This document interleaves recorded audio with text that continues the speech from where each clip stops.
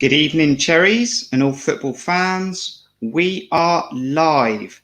I'm Kirk at AFCB, Gary Neville. Please like, subscribe, and let us know your thoughts throughout the show.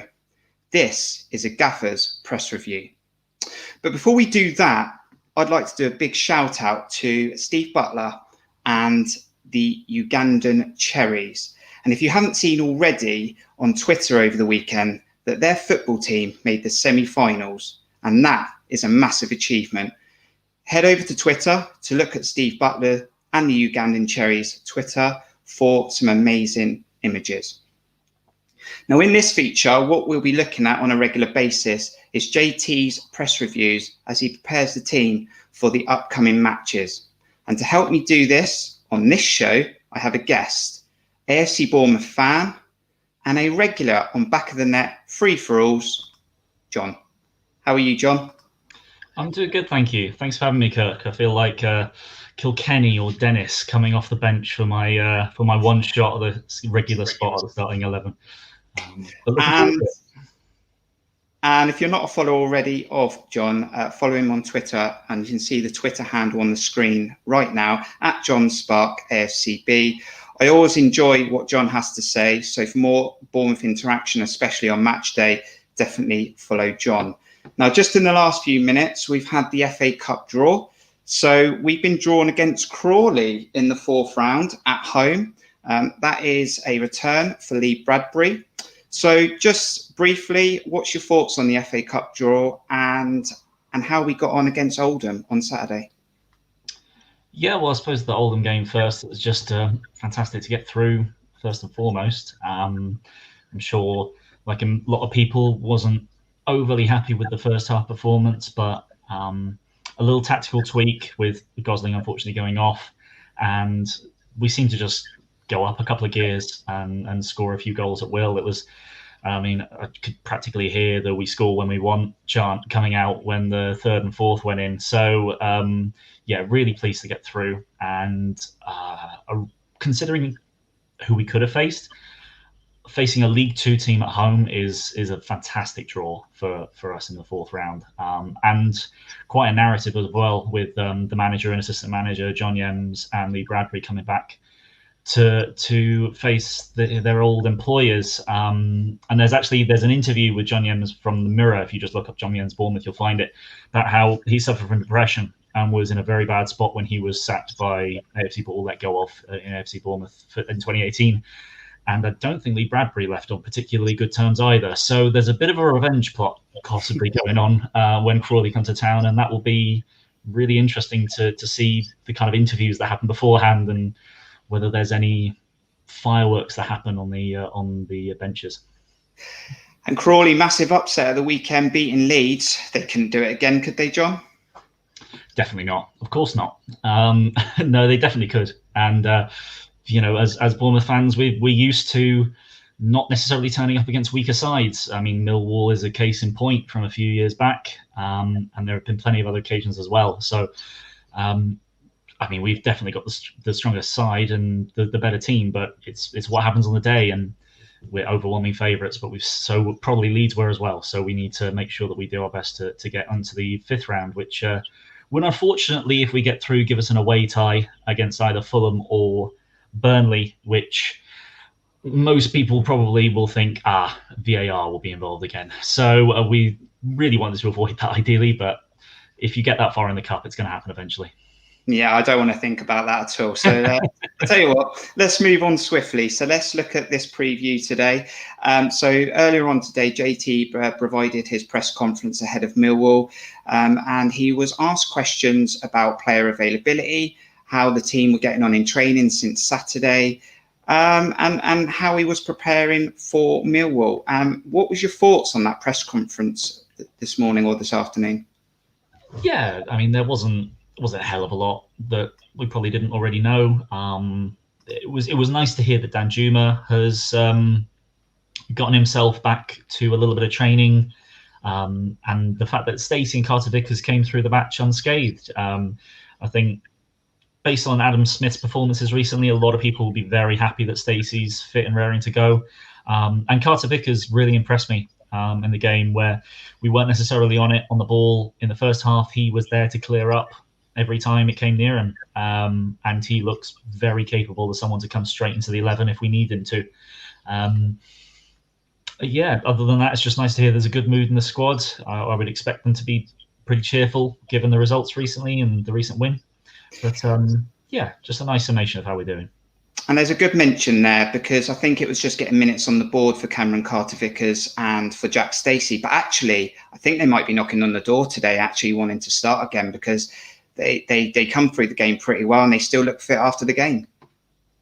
Absolutely, and that's the good thing, is that Stacey was given a bit of a rest, because he would have been, the one that would be more active on the pitch, going up and down the wing and providing an assist, which was great to see him get, because that's what we want to see from our fullbacks with the way we play.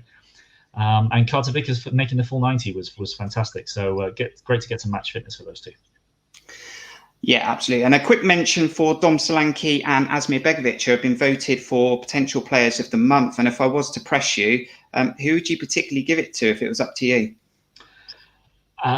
It's the less glamorous one, but personally, I would be giving it to Begovic. I think Dom Solanke has done what he should be doing, which is he's scoring goals, he's providing assists, he's linking up the play, all at a good level. But Begovic has produced 6 clean sheets in the last 7 games. And as much as he hasn't been overly tested too much because of how good our defence has been, he's there and done everything more for us all season. And I'd love to see him rewarded. It's definitely a tough one, but Asmir has surprised me more than Dom has, and I can't disagree with that. So as we look at the opposition, Millwall, a team that struggled with consistency, only 5 wins all season, 4 away from home. I think 24% win rate, 18 goals scored. That's near half of what we've scored. I mean, we've scored 37, so it's amazing, really. When you look at the Millwall threat, is it a threat, or do you think they're going to be trying to park the bus tomorrow? I mean, like any team in this league, there's going to be a threat, and certainly, I mean, if you were listening to Radio Solent over the years gone by, Jed Wallace is a name you heard a hell of a lot when he was at Portsmouth, and he is their main creative fulcrum and their main goal scorer. So he is. I wouldn't want to say that you stop Jed Wallace, you'll stop Millwall, but it certainly feels like it at the moment. Their strikers aren't really scoring. Bodvarsson's got 1, Parrott's got none, and he was their big hope for coming in on loan from Spurs. Very highly rated, but not really managed to do it. Have other players that have been injured. Connor Mahoney is obviously a name we're familiar with, but as much as I think he's highly rated, he's not really been consistent yet. So they're not big goal scorers, but they are underachieving in the goal scored department. I'm, checking out their XG, they're at just over 23, so they're underperforming a decent bit. I think the interesting thing, I found a stat on their away performances. They actually keep a clean sheet 3 out of every 5 away game. So they're actually pretty decent away from home, particularly compared to home form, keeping a clean sheet, but also 2 in every 5 they won't score. So normally, if they weren't playing a team like Bournemouth, you'd bet on a 0-0 for a Millwall away game. But with the way that we're performing and how good our team can be, you'd certainly expect us to be able to dominate them. Maybe not in the whole of the game, but certainly create plenty of chances. I agree again. I mean, it's amazing, really, when you look at the experience they've got in that squad from a championship point of view. I mean, Jed Wallace, out far for me, is probably their best player on their day. And when you look at Troy Parrott, that was brought in to really provide that goal instinct that they were looking for, nothing, as you said. And then they've got players like Bodvarsson, and they've got Zohore as well, that's on loan from West Brom. 18 goals, it does surprise me. And I'm not sure whether it is the way they play or the way they set up, or whether they just struggle in front of the posts. Yeah, I mean, I'm sure there's probably quite a few Millwall fans that would probably be able to say better about what exactly is going wrong for them, but it certainly sounds like creativity is the thing that they're really missing. As much as strikers aren't necessarily putting it away, if you don't put it in the box for them, if you don't play to their strengths, then you're not really going to create those opportunities as well. I mean, I'm sure we've had conversations before about Dom Solanke and whether we're necessarily playing to his strengths, and now we're getting out of him what we expect to get out of him. But from the sounds of things, they're not playing Troy Parrott in the way that really sort of suits him. He's dropping deeper than really they'd like him to, and that's due to the way they play. I don't know sort of how good they are on the ball at the moment, but Millwall is a team that historically you expect to be like, very physical, putting it into the box a lot, getting it high, two big men up front, that the stereotypical Millwall style, which I don't think is what they are at the moment, but it's certainly what the fans expect, and it's not what they're able to provide. So, I'd certainly listen to the, if you haven't already, I'd certainly encourage people to listen to the back of the net preview of the opposition and listen better to what an opposition fan can say. But it certainly sounds like creativity is the goal scoring that has been their issue for quite a while. And a final point on Millwall, which didn't want to dwell on them too much, but Steve Hensman says that Matt Smith is a danger too. And actually, he is an aerial threat. And when we look back at times where we've struggled this season, it is aerially. I think I remember Rotherham, where we really struggled to deal with aerial balls. So is that maybe going to be their tactic tomorrow? You would think so. So far they've only really played with one up front. You never know, they might switch that. Certainly we as a team have conceded one of the most, if not the most, goals from headers in the league. So it's an area that I imagine that they will look at to try and exploit.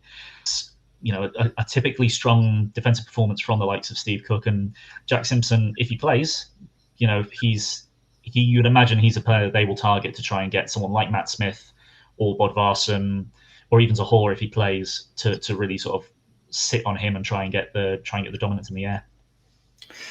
Okay, so 20 years since Millwall beat Bournemouth at Dean Court, and I remember being at the game where we won 5-2, and they were 2-0 up at one point very early on, and they were singing in the corner of the East Stand.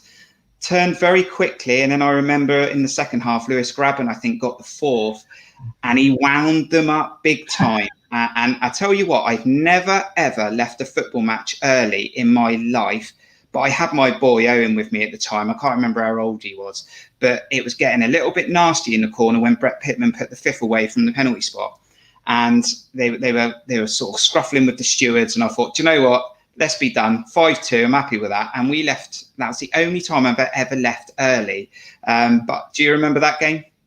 I do. I wasn't there, but I certainly remember the highlights of it. I certainly remember Grabban going over to the fans, getting stick and getting stuff thrown at him. So that's easy to stick in the mind. So hopefully, I say hopefully it won't happen again. We know it won't happen this time around. But it will be interesting. It would be very interesting if we had a situation in the reverse this time, seeing as we've got Scott Malone and Conor Mahoney, previous Cherries over at Millwall now. Definitely. So what we're going to attempt to do now, John, is predict what JT will start with tomorrow. Now, when I say we, really, I'm pushing it onto you, and I might try and twist your arm a few times, depending on who you pick. Now, for those who are following us and joining in, thank you. I really appreciate it. And let us know who you would pick as we go through the team. And what I'll do is we're going to share the football pitch that we're going to go for. So, John, we've already discussed this, and I sort of asked what the formation was going to be, and you've gone with a 4-3-3. And I've already put Begovic in there, if you don't mind. No, I'm perfectly happy with that. I think Dennis did well, but I don't think he's going to knock out the big Bosnian. So let's go right back. Let's make it nice and hard to start with. Lovely, thank you. I would love to say Stacey, but I'm going to go with Smith. I think I personally would like to see Stacey in that, but I think JT will be a bit more cautious on Stacey coming back from injury, as he has done with a few players, and decide with Smith. Okay. So the side of Smith, or one of your centre backs? Captain Steve Cook. I don't think there's any way you could drop him. If he managed to get hit by an explosive the day before, I think he'd still manage to find a way to get onto the pitch. He's been an absolute leader, and I actually think that he struggled a bit last year, but he's just been so in his comfort zone this year, and he's just dominated. He's got to be up there. I mean, I can't think of every single centre back in the Championship, but he can't be far away from being one of the best in the league. So alongside Steve Cook, I would stick with Simpson. I think that's what we'll go with. Yeah, that's You a tough might, one. yeah. That's a tough one because I actually think Simpson's really surprised me when he came in, but I thought for the first time he looked a bit fragile at Stoke, especially on the ball in the first half. I thought he dwelt on it a little bit and he nearly got caught out.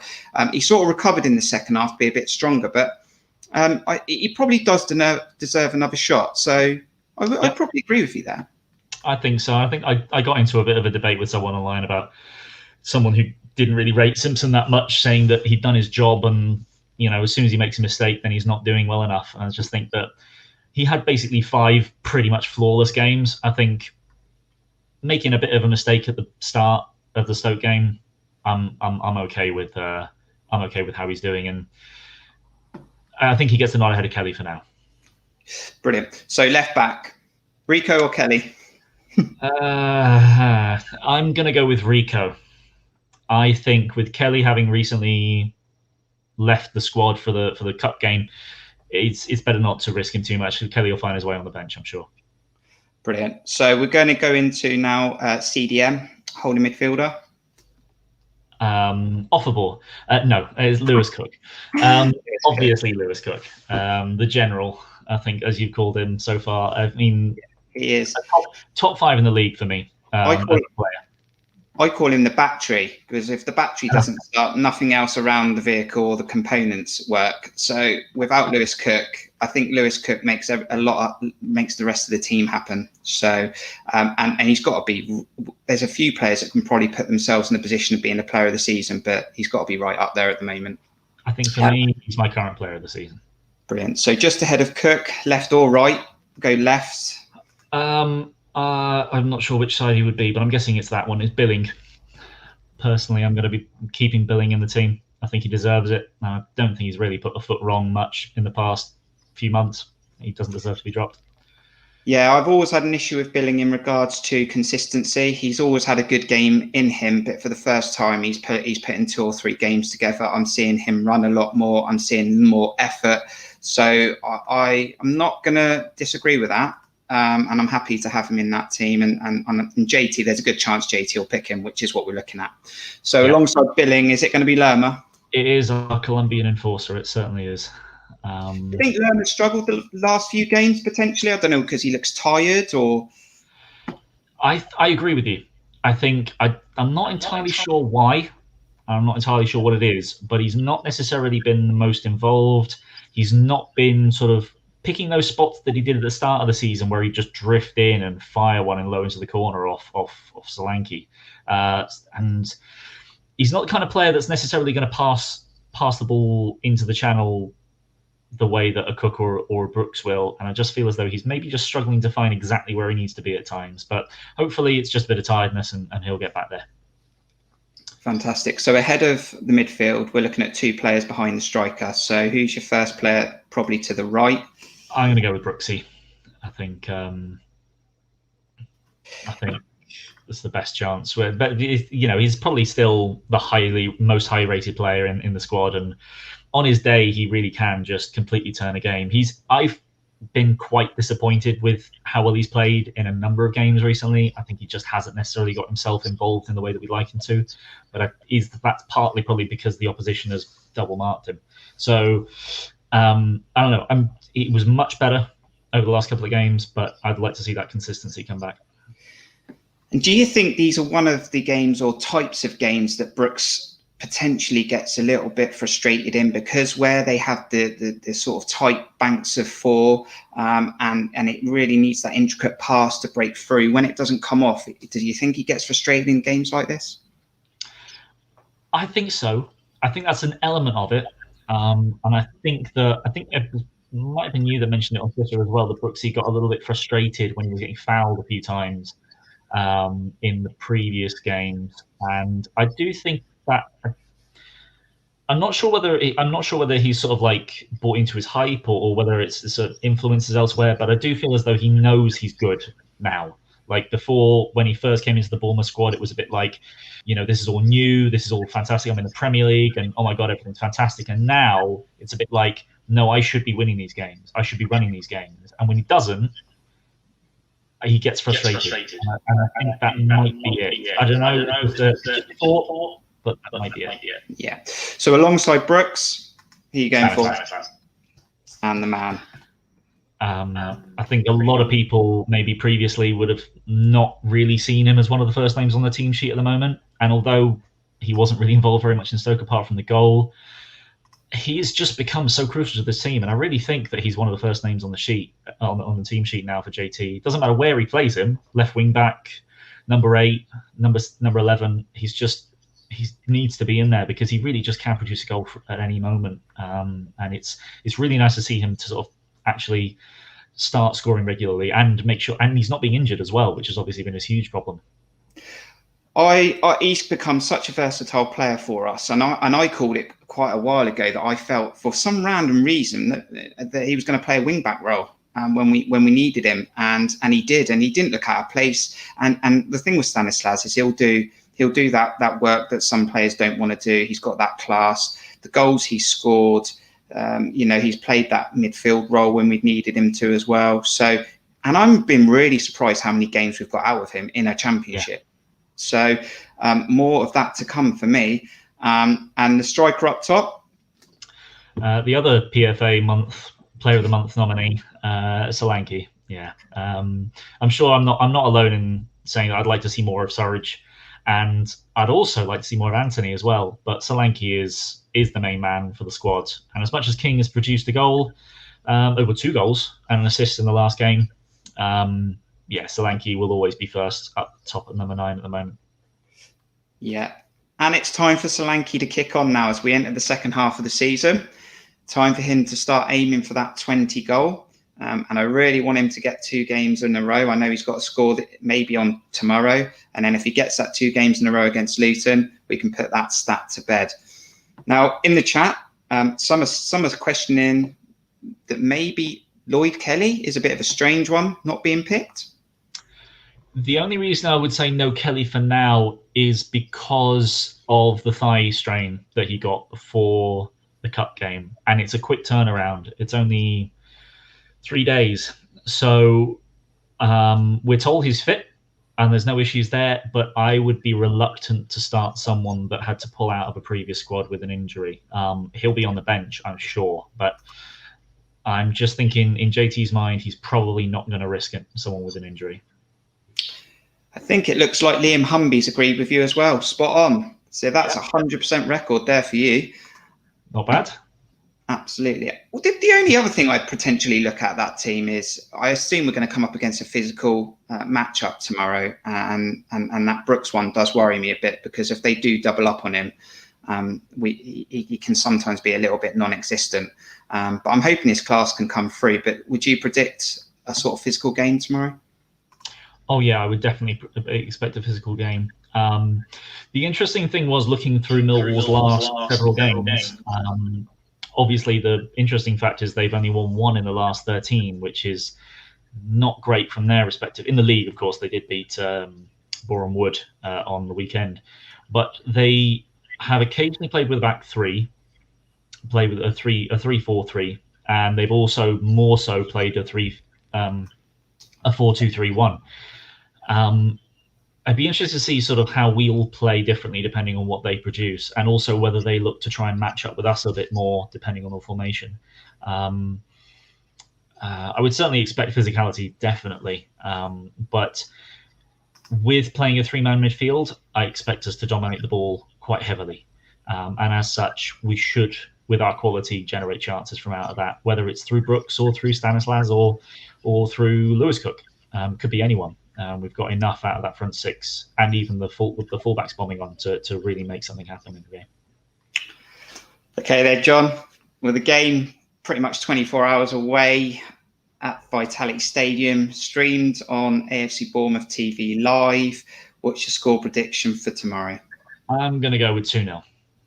I think I'm probably not going to be the only one that goes for that. But with Millwall's current records of their inability to score, I'm pretty confident that we'll keep a clean sheet. And then it's just about how many we score. And I'll go with the 2. Brilliant. Well, I've really enjoyed having you on this show, John. It's been really, really good. I hope you enjoy the game tomorrow. And I'm going to just close that one off for you there. So are you going to be on the free-for-all? Oh, definitely. I'll definitely be tuning in and giving my 2 cents as usual. Brilliant. Thank you for this, John. What I'll do, if you obviously follow John on Twitter, as you say, we'll catch up with John tomorrow on the free-for-all on the back of the net, because I'll be in there as well. All right, John?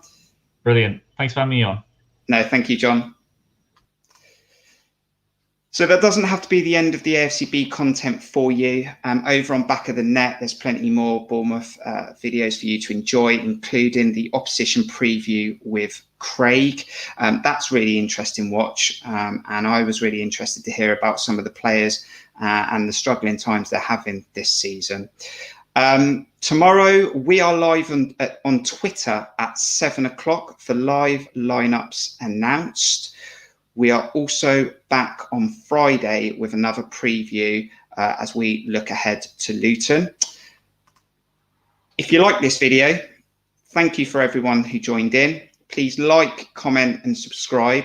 We're looking to bring loads more of this content to you for you to enjoy. But we really need you to subscribe, comment and support just like you have done. And we can hopefully deliver more for you. So up the cherries. There's not a lot more else to say apart from that will do it. We'll see you tomorrow at 7 live on Twitter. Up the cherries.